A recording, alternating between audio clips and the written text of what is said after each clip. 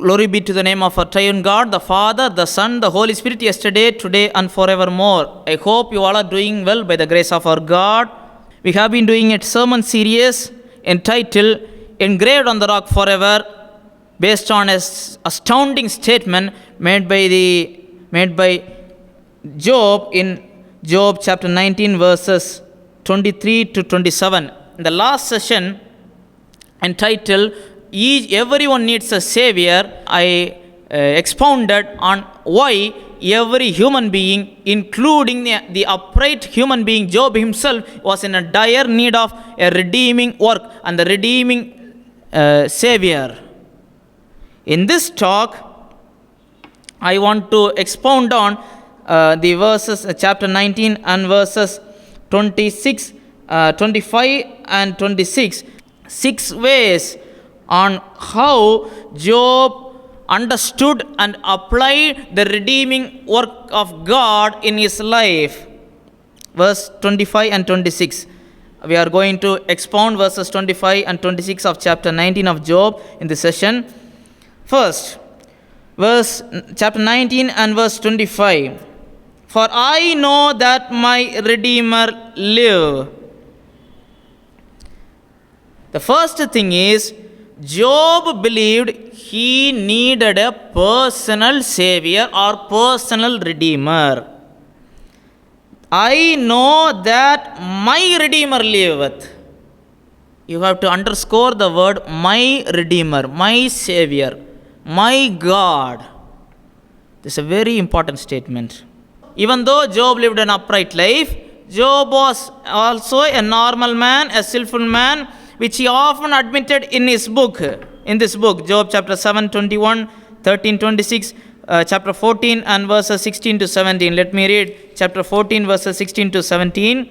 For now thou numberest my steps, dost thou not watch over my sin? My transgression is sealed up in a bag, and thou seest up mine iniquity. And surely the mountain falling cometh to naught, and the rock is removed out of this place. Because of his consciousness of his sins, he offered burnt offerings. The more and more you come to the understanding of the Word of God, and more you grow in the presence of the Lord, the more and more you give room for the work of the Holy Spirit to be done in your life, the more you know that you are need for a Savior each and every day in all your walks of life. Job not only needed a universal Savior, but that Savior must be personal. That is very important. You have to place emphasis on the personal pronoun. For as for me,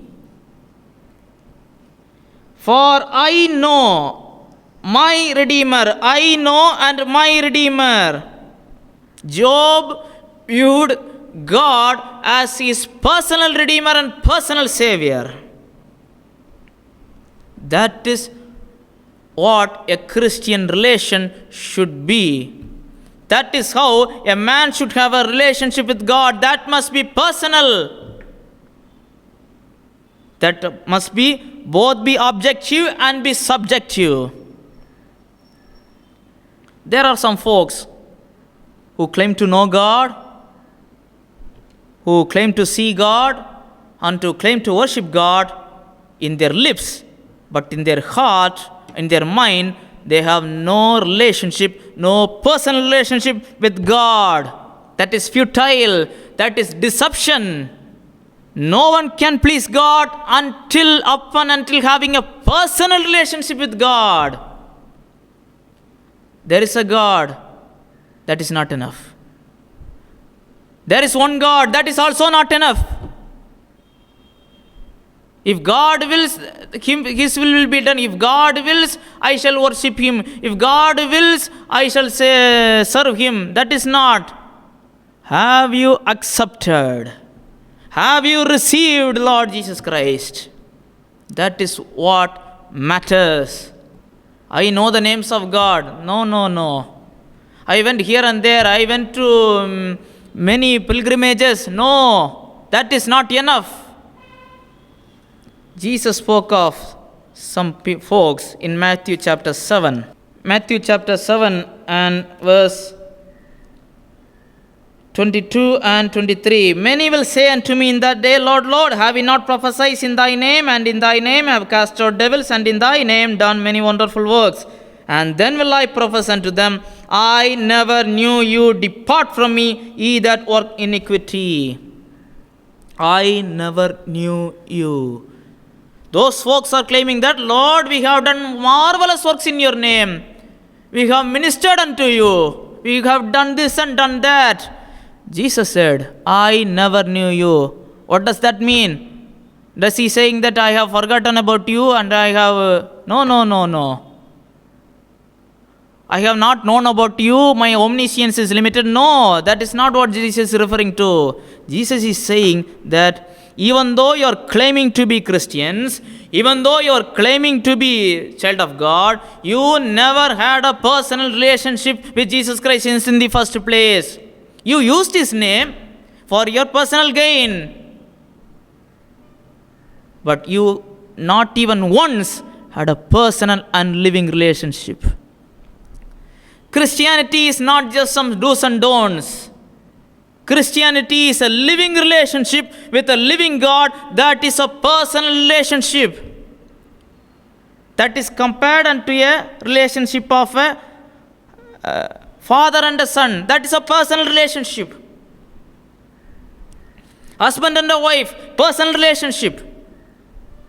Friends, personal relationship. Brother, personal relationship. Job wanted that personal relationship. I know my Redeemer, personal pronoun, he liveth. Is Job's Redeemer your Redeemer? Can you claim that? Can you exclaim that? For I know my Redeemer. My Redeemer. Jesus is my Savior. Even though he is the universal Savior, that is also true, but also he is my Savior. He is the God and also he is my God. Thomas exclaimed to Jesus Christ, my God and my Lord. My God. That is what we are supposed to do and supposed to live. We should cast our faith on Lord Jesus Christ. Only that relationship is personal. No one else could provide a personal and living relationship in any other forms, in any other religions, in any other ways.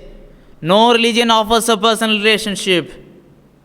But Jesus Christ is offering you, because he personally died and rose again for you. He personally came to this world and had done everything which has to be done.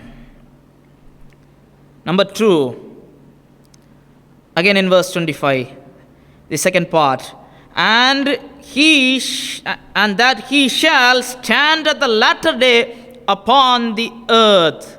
He is making a dogmatic statement. First it is personal, then it becomes a doctrine. What doctrine? He shall stand at the latter day upon the earth. I am believing that. I am trusting in the redeemed work of Lord, and also I am dogmatically believing that he is my Savior. That is not only backed up by emotions, but it is a dogmatic declaration. Some folks only give room to emotions, and out of emotions they say, oh God, save me. And after things became normal, they forget about God. They forget about on how dire situation they were in and how dangerous situation they were in the first place. But Job said, not only this is personal, this is my dogma, this is my doctrine, because he is my Redeemer and he shall stand. That is a dogmatic assertion. He did not say, I hope that my Redeemer lives. I am hoping for that. It may come to pass or it may not come to pass. There is a difference, lot of difference between a human hope and in the biblical hope. Humans hope. All humans hope for something. I hope I will have a good marriage life. I will have a better job. I hope this travel will be all right. This will be a good travel. I hope that may come into fruition or it may not. But the biblical hope is certainty of hope. It will happen. We are hoping for Jesus to return. That is not a meteorological assertion. It may rain today or it may not. No. He will come again. He will raise us all up again. We shall all be transformed. There is no room for any kind of doubt. We cannot see any kind of doubt in this statement. I hope everything will work fine. When we are visiting funeral houses, what we can say is we all hope for good things to happen. But one thing we can certainly say, that Jesus Christ came to this world to rescue every human being. If you surrender your lives to Lord Jesus Christ, He will certainly lift you up. Certainly, He will stand upon the earth on the last day and He will resurrect you and He will receive you unto Himself. The verb Job uses is dayath. That means Job knew this at a very intelligent level of wisdom and understanding. This is not a superficial statement. This is not just to make God to bless Job, but he makes this statement with a deep level of understanding about the Redeemer and His work of redemption. This is not a superficial statement, or it is not a repeat after me statement. Some people say, repeat after me. If you repeat this 10 times, if you say this 10 times, if you say this slogan 10 times, if you say hallelujah, hallelujah, hallelujah 100 times or 1000 times, all things will work out for you. Not like that. This comes out from his bottom of his heart. My Savior is alive. And He will stand again. He will stand up again. And also, I will also stand up again. Now I am in a dire situation. Now I am in a mocked situation. Even though I may die, I will rise up again. I believe that. Job knew that he needed a Redeemer, and he knew that there was a Redeemer. I need a Redeemer because I know there is a Redeemer. I need Him. I need Him. How did Job got this knowledge? Now we are getting this knowledge from the written word of God and through the illuminating work of the Spirit of God. Job did not get this level of knowledge and wisdom from his circumstances because his circumstances were lousy. Not from his friends. His friends were lousy. He got it from the truth about himself, from the God Himself. God expounded him the truth. Job, this is the truth. Work of the Holy Spirit. Satan did not know these things. Satan could afflict Job from the external side, from the outside. But Job's faith remains unshaken, like as a rock that cannot be shaken, because he was deep grounded in doctrine. There is a God. He is a true God. He is the only God. He is the redeeming God. He is a personal Savior. Death cannot stop that to happen.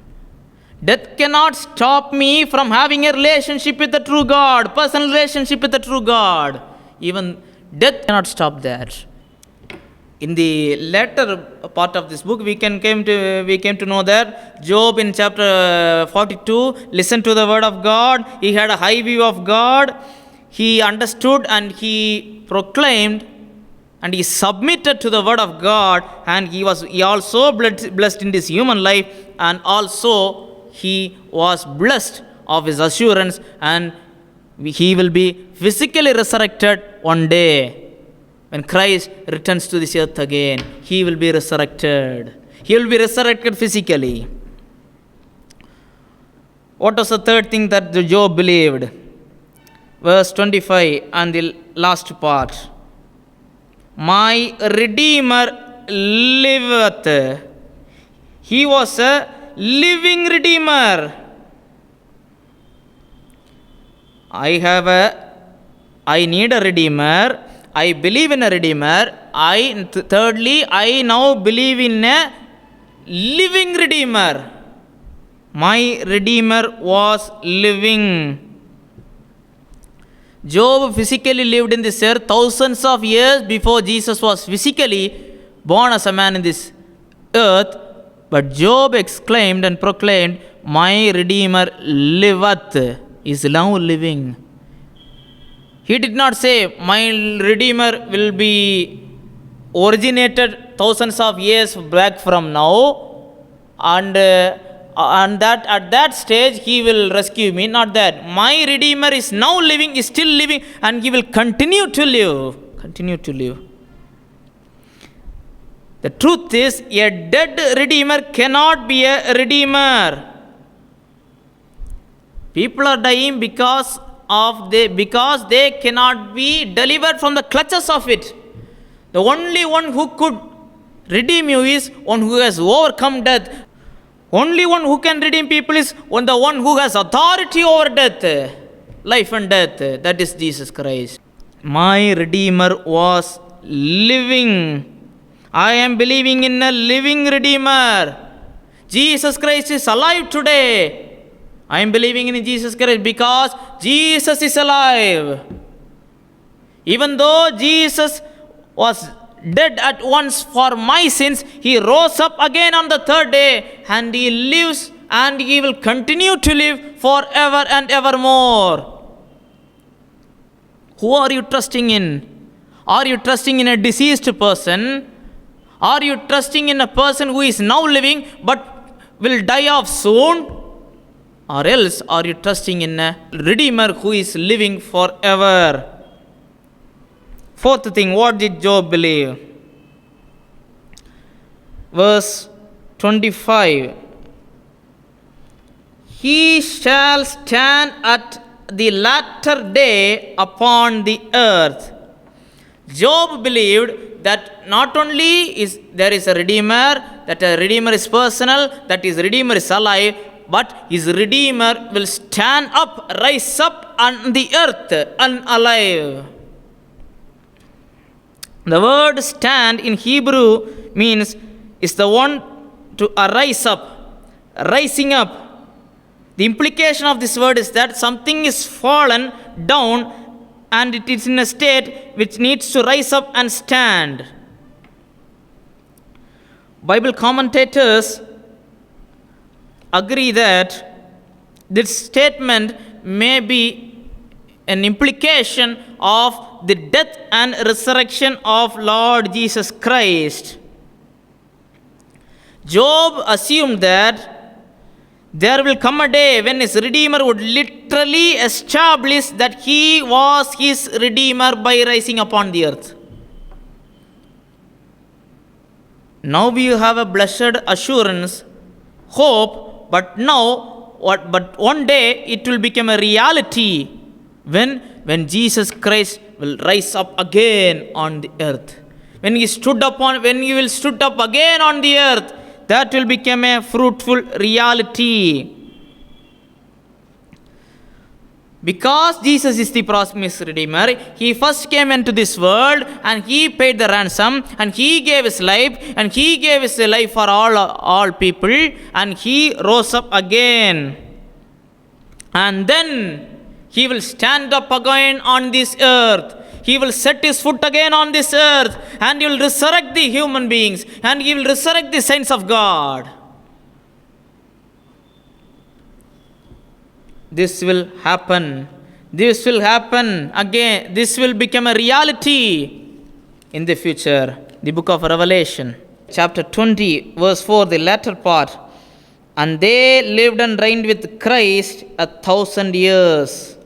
The saints of God, the Old Testament saints of God, will be resurrected at the end of the tribulation period when Jesus returns physically again to this earth. Job will be resurrected physically. Job in his resurrected body will see God face to face. For him to stay alive forever and evermore, he could not remain dead forever. He dead in the first place for us. People critically ask, if Jesus is God, why should he die? Can God die? The answer is, in his divine nature, he could not die. Jesus had two natures. His divine nature, he cannot die. In his human nature, to pay the ransom for our sins, for our behalf, he had to die, and he died.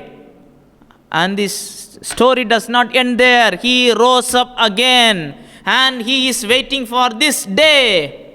He will come again. He will set his foot on this earth, and he will reign forever and ever. Job believed that. Fifth statement. What did Job believe? Verse 26 again. And though after my skin worms destroy this body, yet in my flesh shall I see God.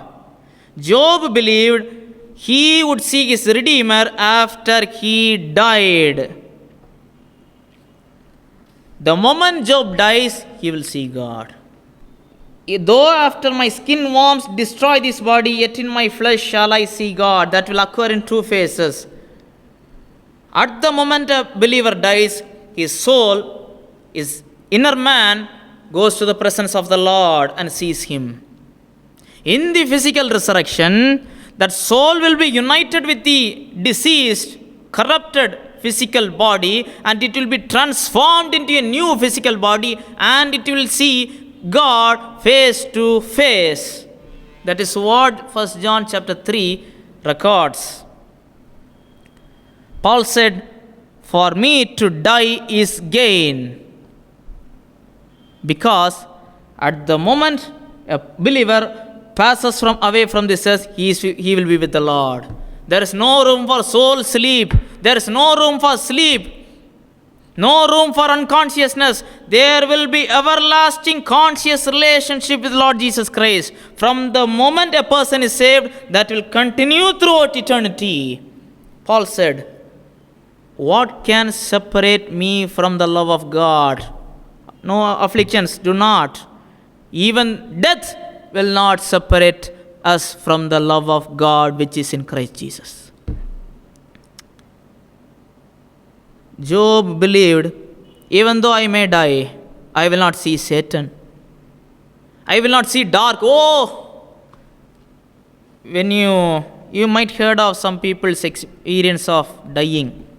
Some people exclaim, shout, oh, I am going in a darker state. Everything is dark. I am so much feared. Please help me. Please rescue me. No people could rescue him. No people could save him. But a believer's death is very precious. Charles Spurgeon commented on this thing. He said, an important moment in a believer's life is the time of his death, because the more and more he is nearer to death, the more and more he is going to have a visible relationship with the living God forever. Now we cannot God see face to face, but the moment we die, our spiritual man will go to the presence of the Lord, and we will be with the Lord forever and ever. What a consoling statement. On the human side, Job's life was no more. No people could satisfy of his life. He lost his children. He lost all his possessions. His wife left him. Everyone left him. No hope. But there is hope in Lord Jesus Christ. Finally, what did Job believe? Verse 26. Yet in my flesh shall I see God. Verse 25. My Redeemer lives, he shall stand at the latter day, I will see him. Verse 26. In my flesh shall I see God, that is, my Redeemer is the God himself. My Redeemer is not a deceased human being, not my ancestor, not my guru. My Redeemer is the living God, is the true God. What an astounding statement. He did not say, I will see my friends again. I will see the pearls of gate filled with pearls. I will not see so and so. I will see God. You might have wondered, after I die, what will the first thing that I will see? What will be the first thing that I see? The moment I pass away from this world, what is the first thing that I will see? Some people say, Peter will be standing at the gate of heaven and he will be having a pad and a pencil and he will cross check whether you have the permission to enter in the heaven or not. So many bizarre stories are going around. What will you see after you pass away? Job says, I will see God. That word should bring to a person either one of these two things.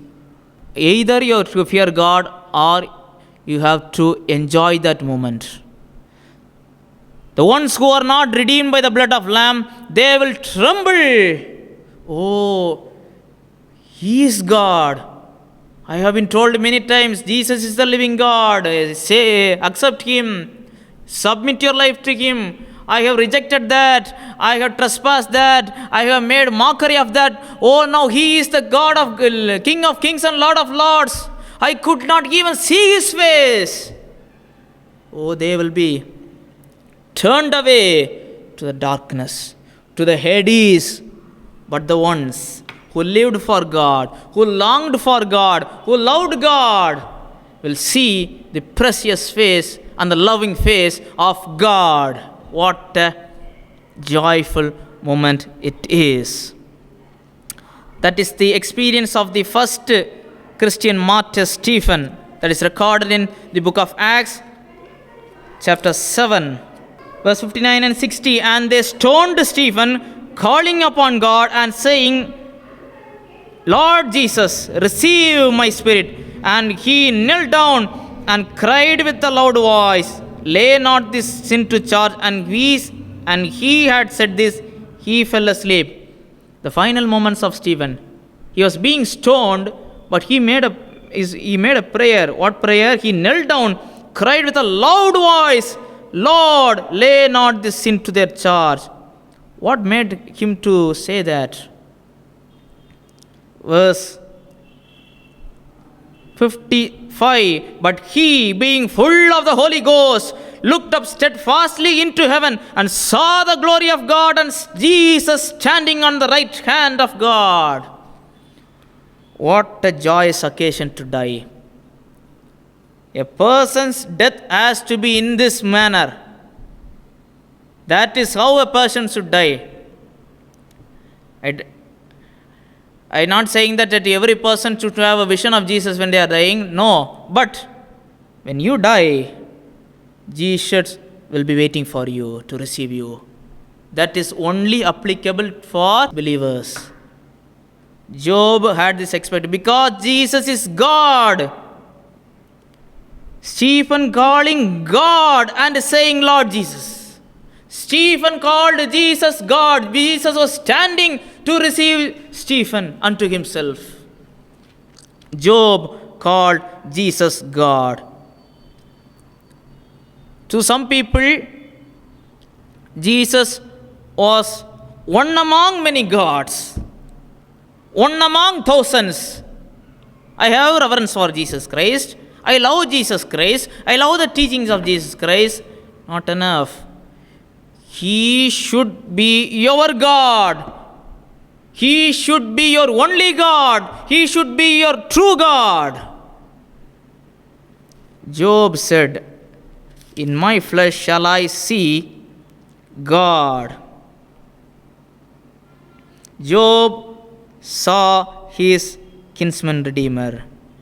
Even though Job did not physically saw God, he heard the voice of God, but the moment he died, he went to the presence of God and he saw God.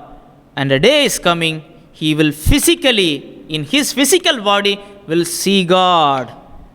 In these two verses, the 6 things.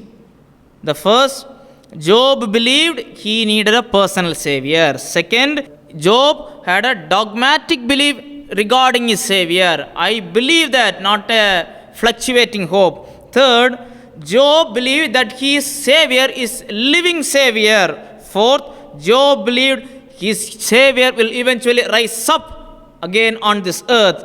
Fifth, Job believed he would see his savior after he died.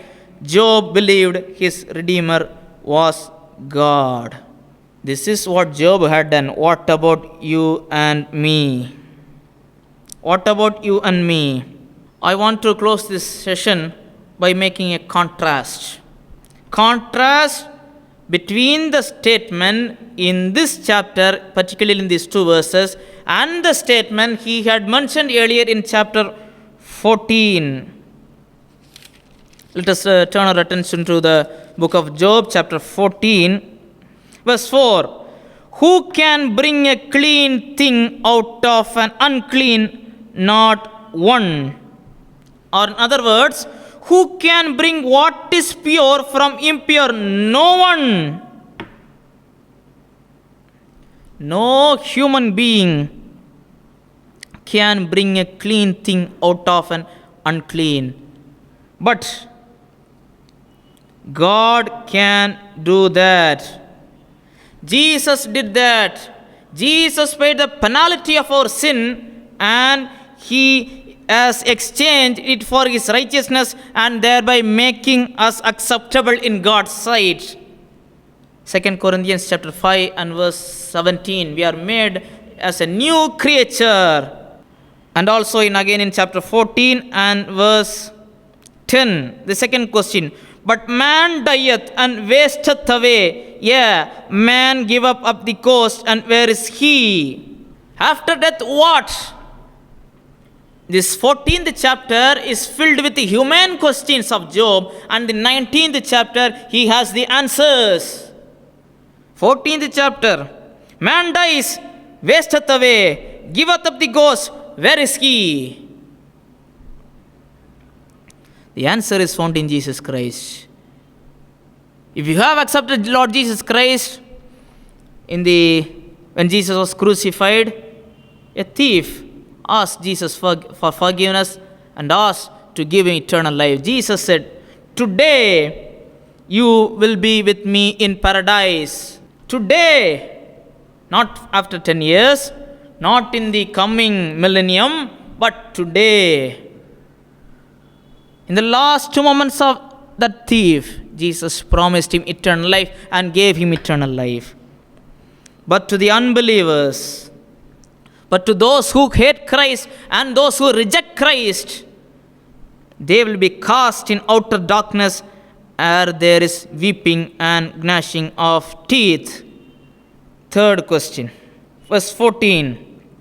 If a man dies, shall he live again? All of the days of my appointed time will I wait till my change come. If a man dies, shall he live again? Is there life after death? These are human questions. Is there life after death? Chapter 14 he is asking, is there life after death? And in chapter 19 he is exclaiming, I shall see God. From the flesh he is asking here, and in the 19th chapter, by the conviction of the Holy Spirit and by the assurance of the work of Lord, he exclaimed, I shall see God after I die. Job had founded the answers of his life, for the questions of his life, basic questions of his life, the important questions. He had found the answers.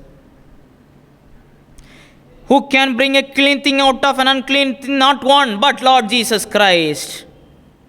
Verse 10. But man dieth and wasteth away. Man giveth up it ghost, and where is he? Either in the presence of Lord or casted away from the presence of Lord.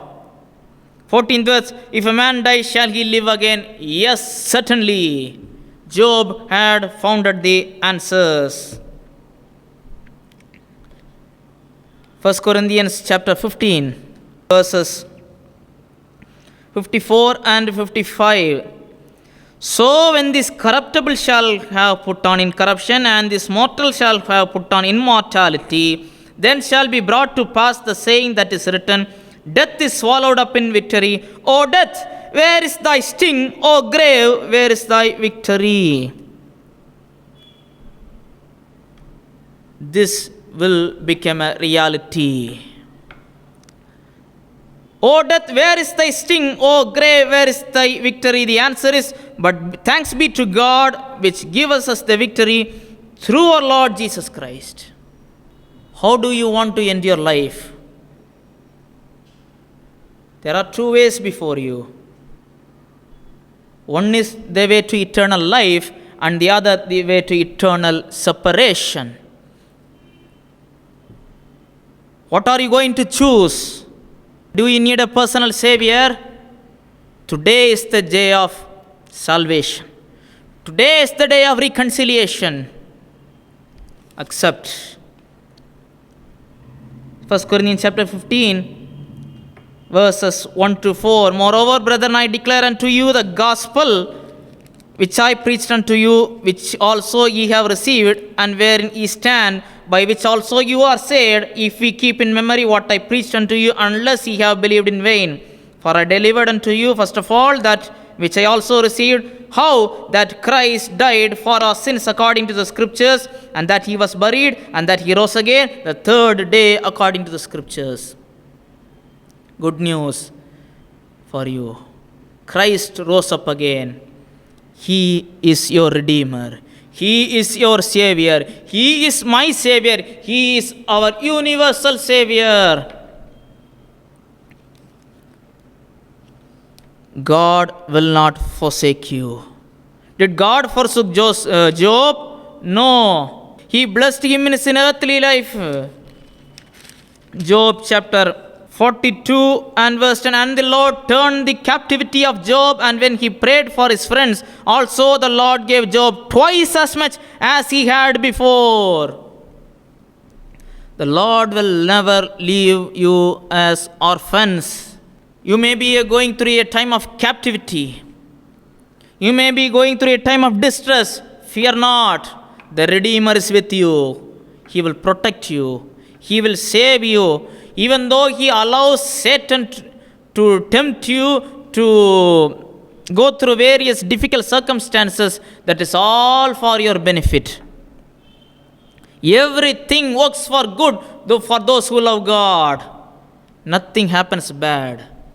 Again I am reading, Oh, that my words were now written. Oh, that they were printed in a book, that they were graven with the iron pen and lead in the rock forever. Engraved in the rock forever. What are the things engraved in the rock forever? What are the things Job decided to be engraved in the rock forever?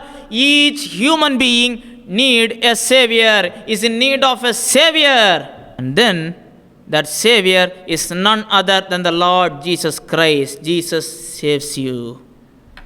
Jesus, submit your life to Jesus Christ. He will protect you. He will guide you. A time will come. He will transform our bodies which are liable for destruction. He will transform that. So, trust in a personal Savior. Job had found the answers. Have you found the answers? If you had found the answers, this is the best day in your life. May God bless you all through these words. If God willing, we shall meet again in another sermon series. Until then, God bless you all. Amen.